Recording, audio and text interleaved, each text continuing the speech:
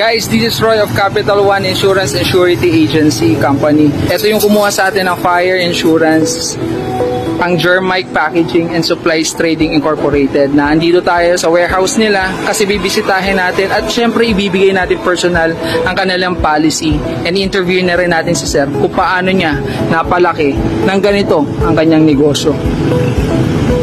Tara, samahan niyo ako.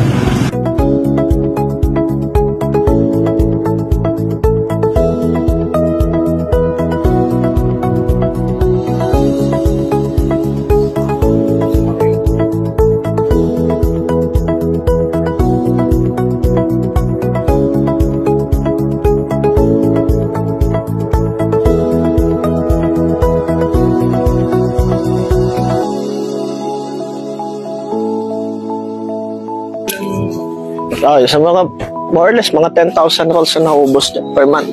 Per month? Oo. So, 10,000 na ganito karami. Okay. Packaging tape. Also, nakabrand na siya sa atin, Germike. Germike Packaging.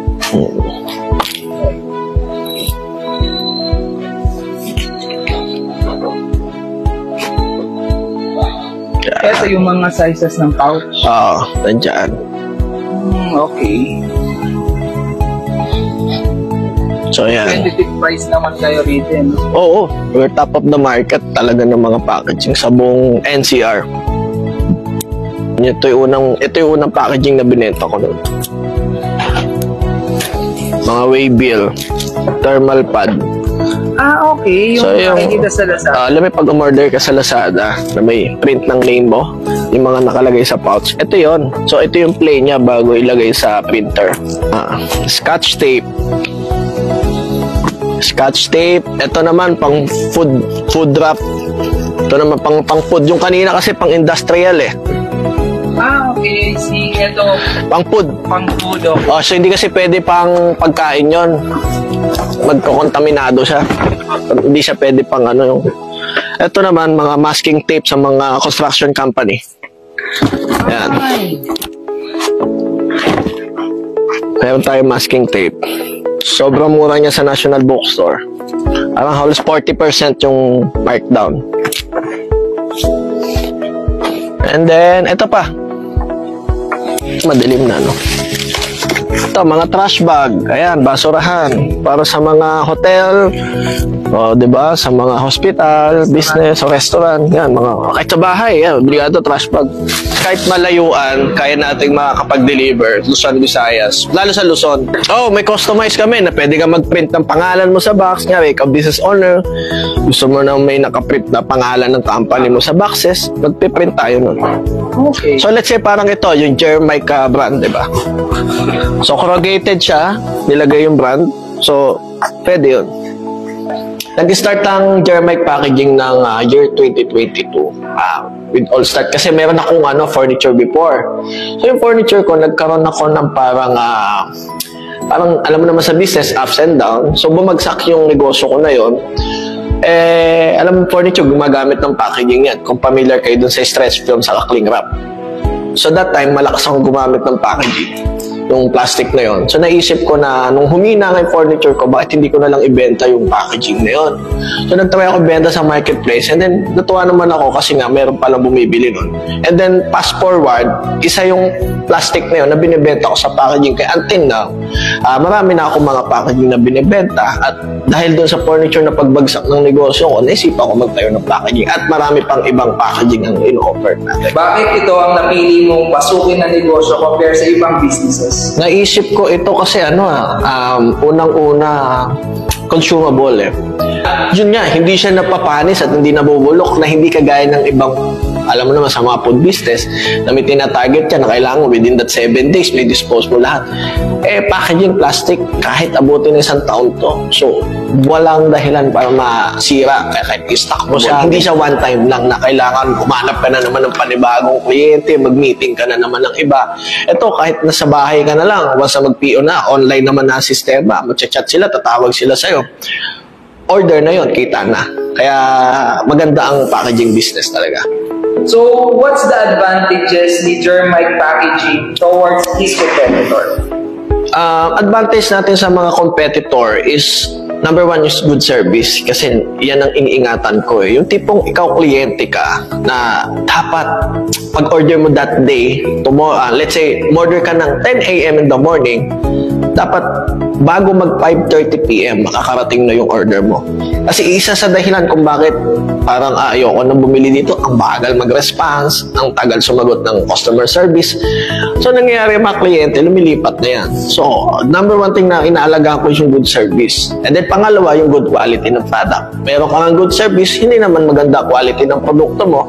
Let's say, packaging. Kaya ka nga naging packaging para ikaw mag-ingat ng mga product nila para hindi ma-damage. So, sobra kung pinangangalagaan yung mga bagay na yan, para ang kliyente is hindi talaga umalis sa'yo. At number 3, the last is yung relationship. Yung business kasi 20% lang yan eh. Yung 80% relationship. Once na nakita ng kliyente na hindi lang transactional ka, tulong ka pa sa kanilang as a piece of advice, sa business na ano pang may tutulong natin, kamusta ka na, ano bang...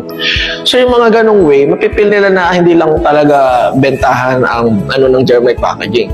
Nagbibigay din sila ng tulong or kung anong insight na mas mapapaganda pa yung business. Kasi nga, yun nga, nagme-mentor din tayo ng negosyo sa online. Paano nakatulong ang Capital One Insurance and Surety Agency Company sa negosyo mo? Ito, grabe to. Sobrang laki ng tulong sa akin ito. Nagkaroon ako ng peace of mind, totally. Bakit? Yung bahay kasi na tinitirahan ko, kalsada, so condominium siya, no? So everyday, laging may dumadaang bombero doon. So the more na may naririnig akong bombero, tunog ng ambulansya o kung sino man na nagwawakwak, iniisip ko baka warehouse ko na yung masusunog. So hindi ako talaga mapakali. Let's say, imagine kung million stocks ang nakatenga doon sa warehouse. Ubus lahat ng pinaghirapan ko for so many years. Kaya nung na-meet ko ang Capital One Insurance, sobrang nagustuhan ko yung service nila pagdating sa fire insurance.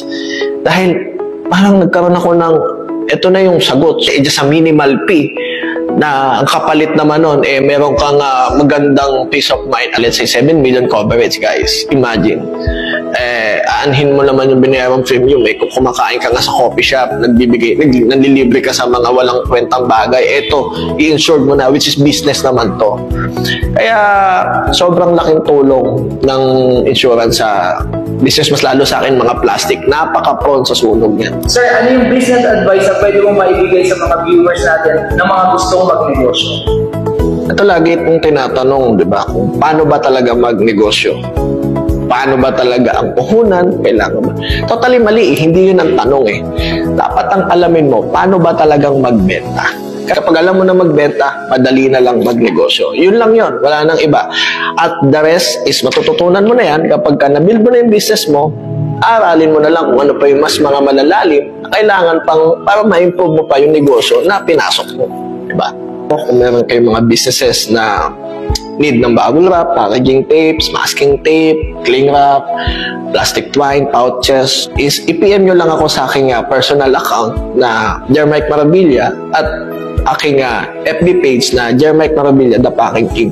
Kung gusto mo rin magnegosyo ng packaging na kagaya ko, nag-offer po kami ng franchise system. So let's say kung ikaw taga Cavite or taga Bulacan na gusto mo mag-supply ng packaging dyan, kami ang mag-offer o magbubukas ng franchise sa'yo para ikaw na ang magsusupply within the Bulacan area. Tutulungan ka namin sa lahat ng marketing system, operational, lahat ng nalaman ko nung nag-start ako, ibibigay ko po sa inyo ang idea through franchise system. Kaya kailangan mauna na tayo, so tayo yung magiging back-end, tayo yung magsusupply sa mga online at sa mga e-commerce na magsisimulang magnegosyo someday.